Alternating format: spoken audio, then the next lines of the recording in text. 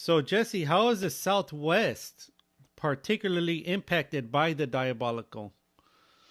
The Southwest is particularly impacted through Santeria. That's one. Santeria comes from the Caribbean islands. It's Right. it's uh, it's the admixture of the African religions, the Africans that were brought as slaves to South America, Central America.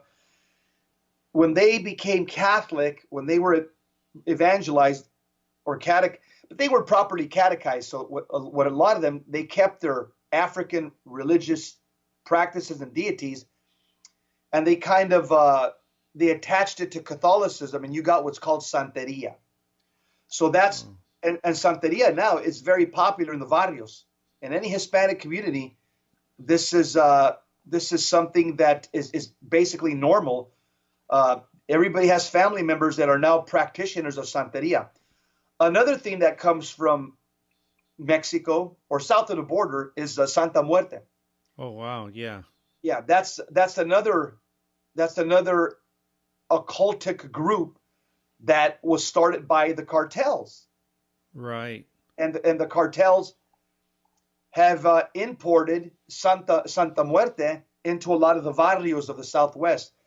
You know, you go to any barrio here, Phoenix, where I live at Los Angeles County, where I used to live at, maybe where you live at, any Right. Hispanic community, you're going to see. In fact, they actually have chapels now. They actually have chapels and shrines to Santa Muerte in the Wow. Hispanic barrios, and they also have a lot of, again, these botanicas, these uh, these parlors, these stores where they have Catholic statues and images in the front, and when you walk in, all of a sudden you're confronted by these occult practitioners, and they call you to the back, they entice you, they said, "Hey, don't you wish that you made more money, or don't you wish you had a better sex life, or don't you wish you had power over your enemies?"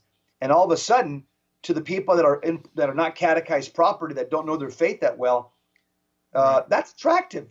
And they're like saying, "Yeah, you know what? I do have problems in this area. Yeah, sure. Can you help me? Oh yeah, no problem. Just give us a little fee here, and we'll teach you how to say these prayers." Of course, they're not going to tell you they're called hexes or curses or incantations. They're not going to tell you that, but that's exactly what they are. And they teach Wow. you how to conjure demons to try to curse and hex somebody.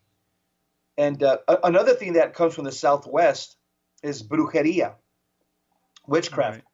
That's another thing that is very it's steeped in the average Catholic barrio.